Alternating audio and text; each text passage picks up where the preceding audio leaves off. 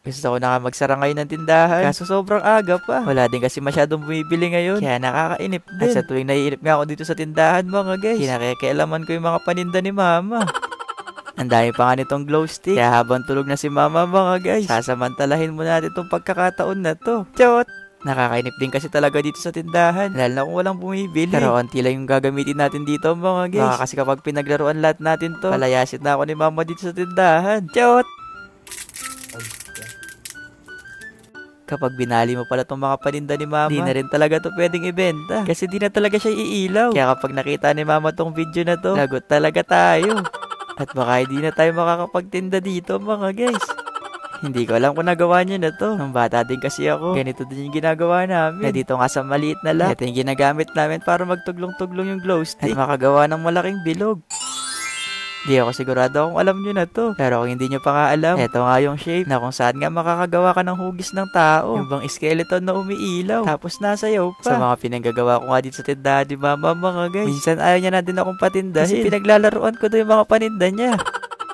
Tinry nga namin patayin yung ilaw. So, nailaw ba itong mga nagawa namin? Umiilaw naman din halos. Kaya nagsimula na rin ako magdikit. Medyo mahirap ka lang siya. Kasi natatanggal yung dikit. Kaya nagpatulong na din ako sa videographer ko mga guys.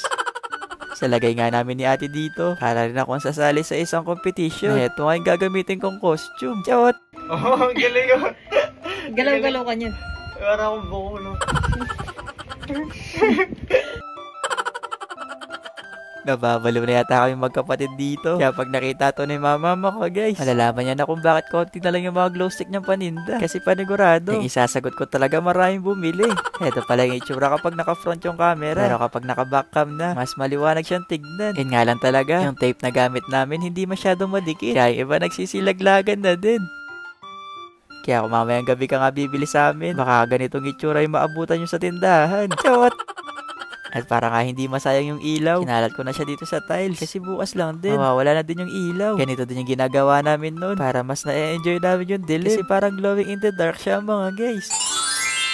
Sobrang ganda nga kayo ng tindahan ni mama. Para bang nasa ibang planeta ka. Yung bang nasa Jupiter. Chot! Na mag-alas 10 na nga, nag-umpisa na din ako magsara ng tindahan. At nandito na kayo mga tropa ko. Na lagi nga ang tanong, kailan ba daw ako magbubukas ulit ng computer shop? Bakasyon din daw kasi ngayon, kaya sobrang naiinip daw sila. Marami naman din computeran dito. Sabi ko doon muna sila maglaro. Pero sabi nila gusto daw nila dito kasi nagbablog daw kami. Pero baka sa tamang panahon na rin magbubukas yung shop. Sa ngayon nga, dito na muna siguro tayo sa tindahan ni mama. Na kailangan nga din natin maglinis ngayon. Kasi ang dami natin ginawang kalat dito sa loob ng tindahan. Yung ayaw pa naman sa lahat ni mama, yung sobrang kalat ng tindahan niya. Kaya kapag kami ngayon tinda dito, bago magsara kailangan ding linisin. Maliit lang din naman tong tindahan ni mama, kaya di rin siya ganun kahirap linisin. Kaya pagkatapos ko nga makapaglinis ng tindahan ni mama, naganap na nga muna kung pwedeng makakain. Hindi muna tayo magluluto ngayon mga guys. Kasi tinatamad ako magluto. Kaya kung ano na nga lang din mahanap ko dito sa tindahan, yun na lang din siguro yung kakainin ko. Kumain na din kasi ako kanina. Kaya kumbaga midnight snack na lang yung kakainin ko ngayon. Kapag pala nakaupo ka dito sa trono ko, para ka rin talagang si One Tamad. Kasi hintay mo lang din talaga mahulog yung bayabas. Pero kung hindi nga mahulog, pwede mo naman din pitasin kapag nagugutom ka na. Chot! Masaya may tindahan. Yun nga lang minsan pagod. Pero at least may mga nakakain ka dito. Basta wag ka lang din talagang papahuli na kumakain.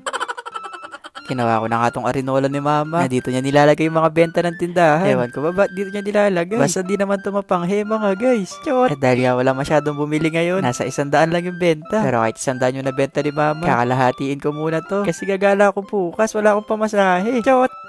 Bawal nga mangupit dito sa tindahan. Kaya kahit 5 piso lang yung ginuha mo dito mga guys. Malalaman din ni mama kasi maglalagay na daw siya ng CCTV dito. Kaya mga benta niya nilagay ko na din dito sa mahiwagang wallet. Ayun lang. Bye-bye!